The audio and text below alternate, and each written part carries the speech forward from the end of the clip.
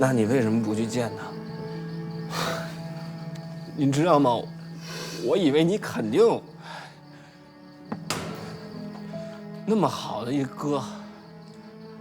记者问他，他说你们俩不熟，他就是因为怕他还牵连到你，他还在保护你的名声。是我理解，换谁都很难做，名声很重，但我觉得是你，你有了你就不要你那哥了吗？你不难受吗？我根本不在乎身败名裂，你懂吗？那你为什么不去？我去了，天没亮我就去了，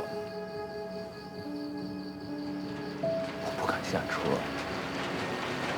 我没法面对他。郑先生，您接下来有什么打算呢？走开！您会继续打拳吗？走开！村民们非常关心的。怎么？回答一下吧，郑先生，您再说一说。走开！